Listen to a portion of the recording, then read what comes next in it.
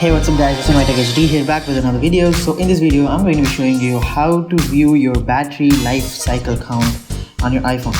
So let's get started. So what basically this means is that how many times you've used 100% of battery in your phone. So to view this, you need to go to the settings, scroll down and go to privacy. Scroll more down and you will find analytics and improvements. So make sure share iPhone analytics is turned on. By default it's turned on, but if you have manually turned it off, I would suggest you to turn it on and wait for a couple of days and do this process. So once it's on, you're gonna have to go to analytics data. So go inside analytics data and then scroll down until you find the word log.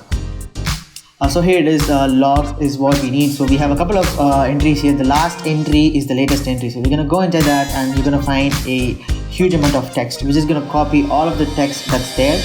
We're just gonna select somewhere on the top and then just copy the whole text file as it is. I'm just gonna click on copy and then I'm just gonna go right into notes and then create a new note and then just paste the copy text file over here.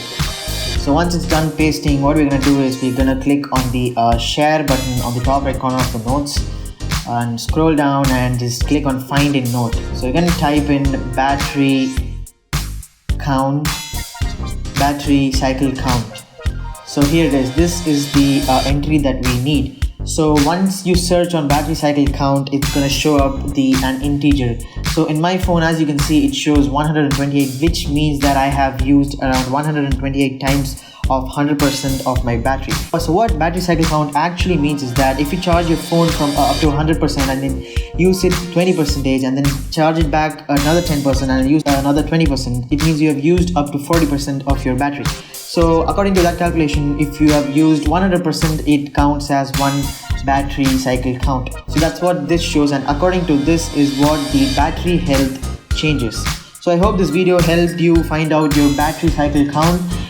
If it helped, please give it a thumbs up. It really helps a lot, and do subscribe to the channel for more tech videos. And if you have any doubts, drop a comment below and I'll reply as soon as possible. So thank you for watching my video guys, and I'll see you in the next one.